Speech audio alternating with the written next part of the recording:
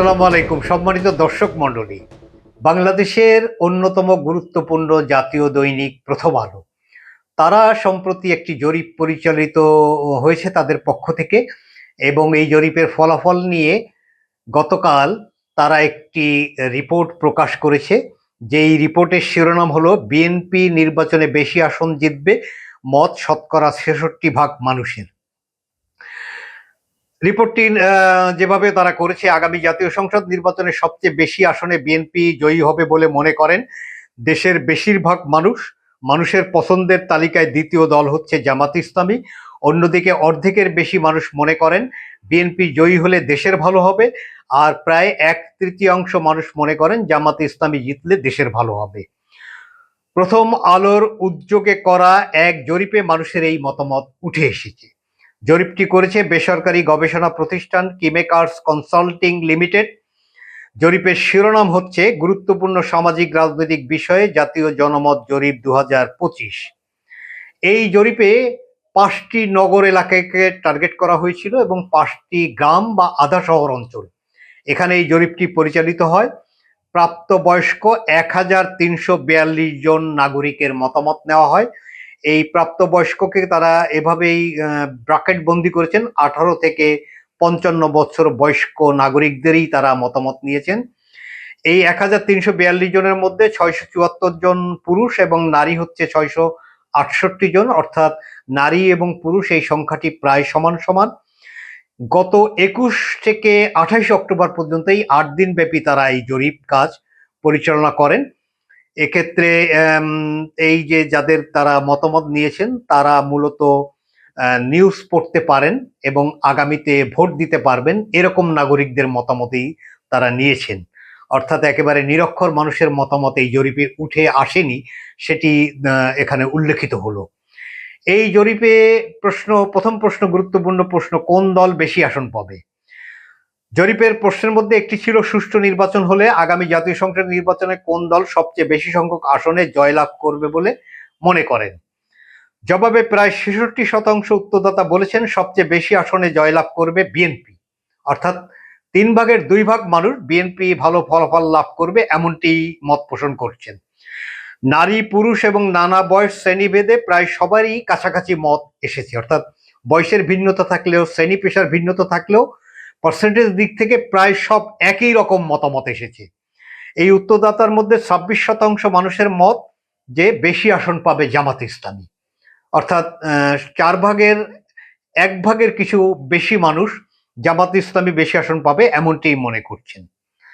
আমরা এই যে রাজনৈতিক দলগুলো যারা ক্রিয়াশীল, এর মধ্যে আমরা জানি একেবারে প্রতিযোগিতায় ছিল সবসময় বিএনপি এবং আওয়ামী লীগ।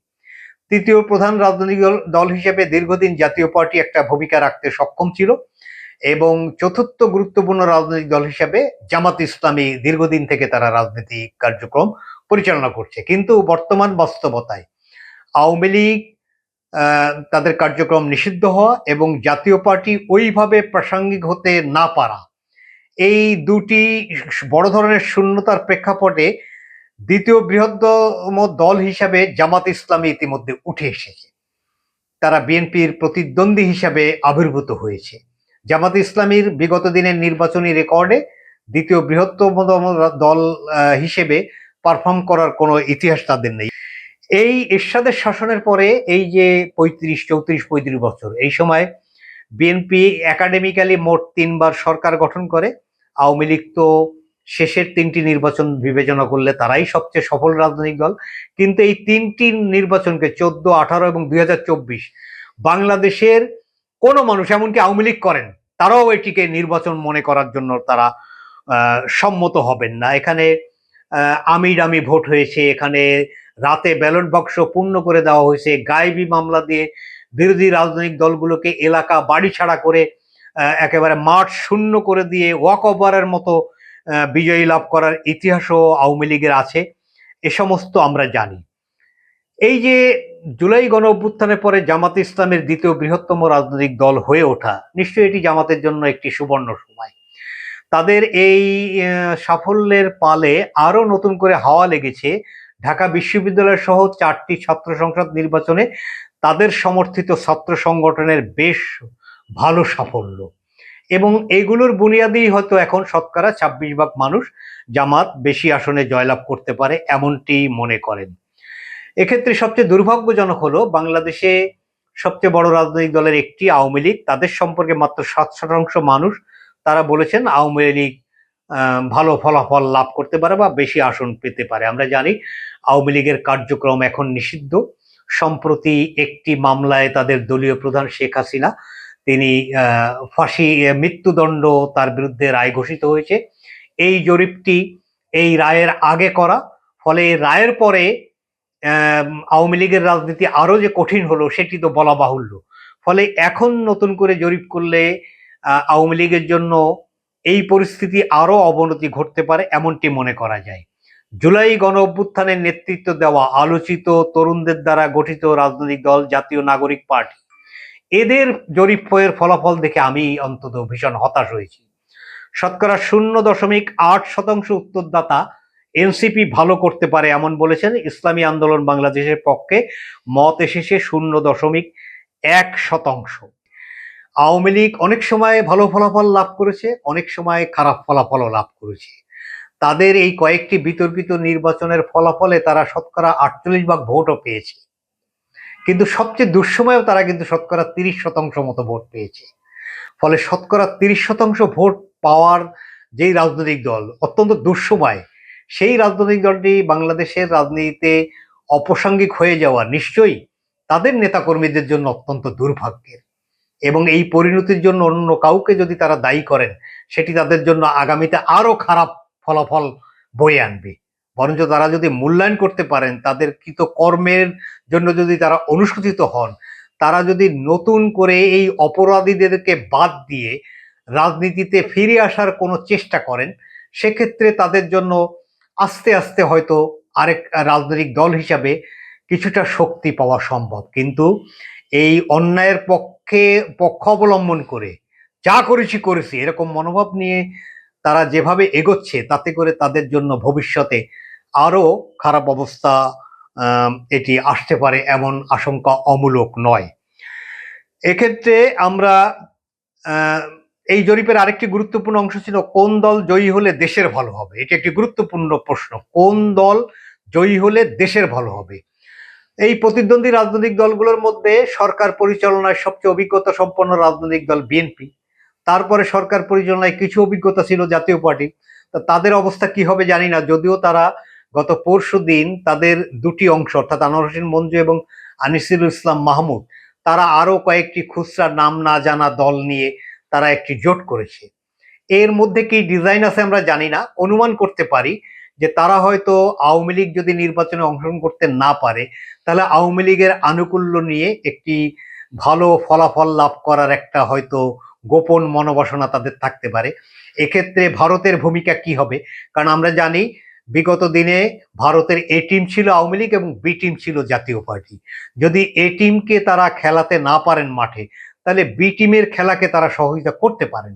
সেক্ষেত্রে আওয়ামী লীগের রাজনৈতিক সিদ্ধান্ত কি হবে সেটি হয়তো দেখার জন্য আমাদের আরো কিছুদিন অপেক্ষা করতে হবে। ফলে এখনকার জরিপের যে ফলাফল, এটি নির্বাচনী তফসিল ঘোষণা, মনোনয়নপত্র দাখিল, জাতীয় পার্টির নির্বাচনে অংশগ্রহণ করতে পারা না পারা, এ সমস্ত অনেকগুলো প্রশ্নের পরেও ডিপেন্ড করা হয়। তারপরেও এই জরিপের যেটি ফলাফল সেটি আমি আপনাদের সামনে উল্লেখ করি। আগামী জাতীয় সংসদ নির্বাচনে কোন দল জয়ী হলে দেশের জন্য সবচেয়ে ভালো হবে বলে মনে করেন এমন প্রশ্নের উত্তরে বিএনপির পক্ষে মত দিয়েছেন শতকরা 57% মানুষ। অর্থাৎ শতকরা 57% মানুষ মনে করেন বিএনপি রাষ্ট্র পরিচালনার দায়িত্ব পেলে সেটি দেশের জন্য ভালো হবে। জরিপে অংশ নেওয়া 32% মানুষ মনে করেন আগামী নির্বাচনে জামাত ইসলামী জয়ী হলে দেশের জন্য ভালো হবে। আওয়ামী লীগ জয়ী হলে ভালো হবে মনে করেন এখনো 8% মানুষ।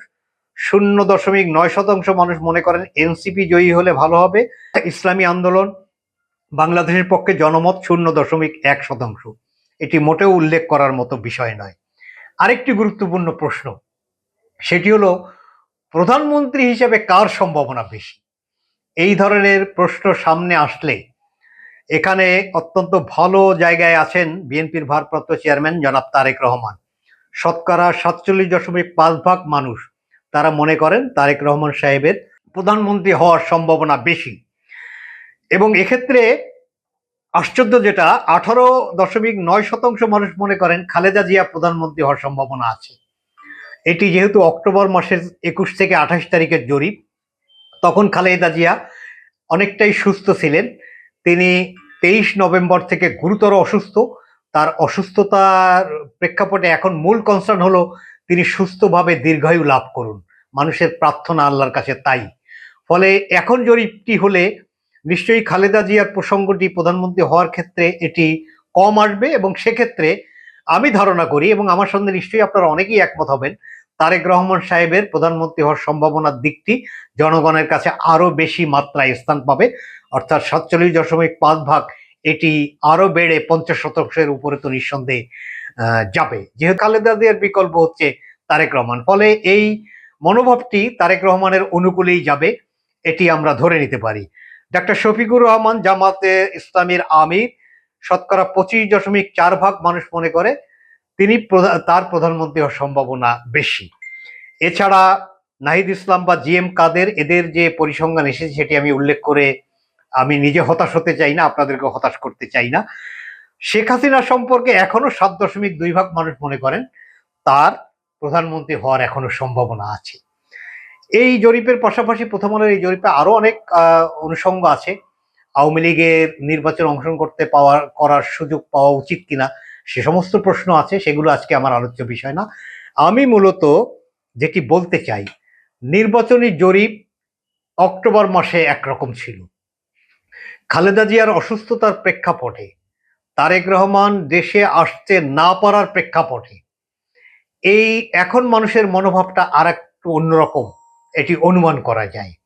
এছাড়া তারেক রহমান সাহেব যদি দেশে ফিরতে পারেন এবং দেশে ফিরে যদি নির্বাচনী প্রচারণায় তিনি অংশগ্রহণ করতে পারেন, তিনি নিঃসন্দেহে শারীরিকভাবে সুস্থ আছেন আল্লাহর রহমতে।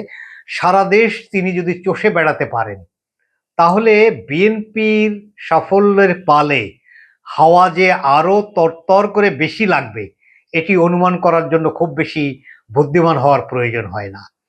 বিএনপির নিচের টায়ারের কর্মীদের কিছু অসঙ্গত আচরণে এবং আওয়ামী লীগের অনুপস্থিতিতে দ্বিতীয় বৃহত্তম রাজনৈতিক দল হিসেবে জামাত ইসলামীর আবির্ভাবের এই সুযোগে জামাত হয়তো অন্যান্য যে কোনো বারের তুলনায় অপেক্ষাকৃত ভালো ফলাফল লাভ করার একটি সুযোগ তাদের আছে। কিন্তু তারপরেও এটা বলা বাহুল্য মনে করছি না, এই যে কৃষ্ণনন্দীকে মনোনয়ন দিয়ে এক ধরনের মানে কি বলা যায়, জনগণের মধ্যে একটা অস্থিরতা জড়তা তৈরি করা, শরিয়া আইন তারা চান না, তারা কল্যাণ রাষ্ট্র চান, এই যে নিজেদের রাজনীতির বাইরে আসা, লোগো পরিবর্তন করা, সেটি নিয়ে আবার ব্যাখ্যা দেওয়া, এই পূজা রোজা নানা ধরনের অসংলগ্ন আলোচনা কথাবার্তা, ওসিকে প্রোটোকল দিতে হবে জামাত ইসলামীকে, জামাত ইসলামী সরকারি দল হবে, বিএনপিকে বিরোধী দলের আসনে বসতে হবে, এই যে অতি উচ্চাভিলাষী আচরণ, কথাবার্তা, অসংলগ্নতা, এটি আবার তাদেরকে পিছিয়ে নিয়ে যাওয়ার মতো বেশ কিছু ঝুঁকি তৈরি করবে। বিএনপির জন্য নেগেটিভ দিকটা হলো তাদের নিচের টায়ারের কর্মীদের অসঙ্গত আচরণ। এটিকে নিয়ন্ত্রণ করতে পারলে বিএনপির ভালো ফলাফল লাভ করার সুযোগ যথেষ্ট, আর এটিকে নিয়ন্ত্রণ না করতে পারলে এর দাগ বিএনপির গায়ে যদি লেগে যায় এবং জনগণের মধ্যে যদি সেটি বিশ্বাসের কারণ ঘটে থাকে, তাহলে কিন্তু বিএনপির জন্য যে কোনো সময়ের তুলনায় অনেক বেশি বিরূপ পরিস্থিতিতে পড়তে হতে পারে, এই আশঙ্কার কথাও বলে রাখলাম। আবার এই জরিপের ফলাফল দেখে অতি উৎসাহী, অতি উচ্চাভিলাষী, ওভার এস্টিমেটেড এই মানসিকতায় যদি বিএনপির নেতাকর্মীরা পৌঁছে, আমি 91 সালে আওয়ামী লীগের কথা তাদেরকে একটু মনে করিয়ে দিতে চাই। 91 সালে আওয়ামী লীগ ক্ষমতায় যাচ্ছে এরকম নিশ্চিত একটি মানসিকতায় তারা মুজিব কোড বানিয়ে ঘরের শোকেসে তুলে রেখেছিল, কিন্তু সেই নির্বাচনে অভাবনীয়ভাবে আওয়ামী লীগের বিপর্যয় ঘটে এবং বিএনপি নির্বাচনে সাফল্য লাভ করে।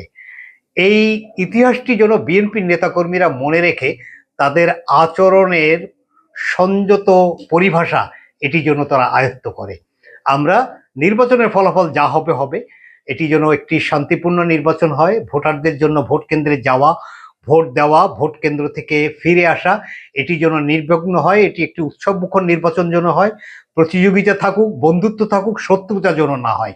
এই নির্বাচনের গায়ে যেন কোনো কালিমা না লাগে, যেহেতু আমরা আওয়ামী লীগের বিরুদ্ধে জাতিগতভাবে এই নির্বাচনকে কেন্দ্র করে আওয়ামী লীগের এই কলঙ্ক সেটি যেন আমাদের গায়ে কোনো কারণে ফিরে না আসে, এটি আমাদের মূল কনসার্ন। আশা করি সে ব্যাপারে সকল পক্ষই যত্নবান হবেন। ধন্যবাদ।